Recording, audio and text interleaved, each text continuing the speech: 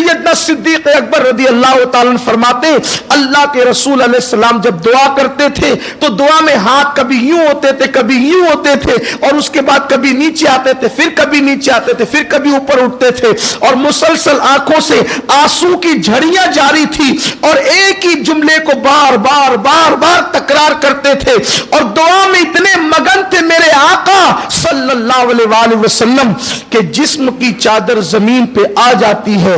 اللہ کے حبیب علیہ السلام کو دعا کی مصروفیت کی وجہ سے اس کا احساس بھی نہیں ہوتا.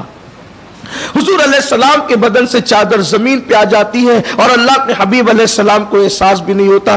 صدیق اکبر کہتے ہیں میں نے چادر اٹھائی سرکار کے جسم اقدس پہ ڈال دی اور عرض کی یا رسول اللہ اللہ اپنے وعدے کو پورا فرمائے گا.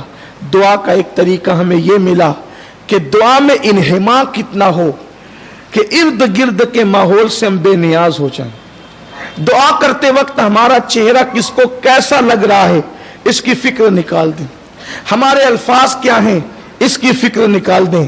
الفاظ سجا کر دعا مانگنے سے دعا قبول نہیں ہوتی بلکہ دل کی گہرائیوں سے بے ساختہ جو جملے نکلتے ہیں وہ دعائیں قبول ہوتی. اور پھر دعا میں الفاظ کو بار بار تکرار کرنا یہ اللہ کو پسند ہے. ایک ہی جملے کو بار بار دہرانا.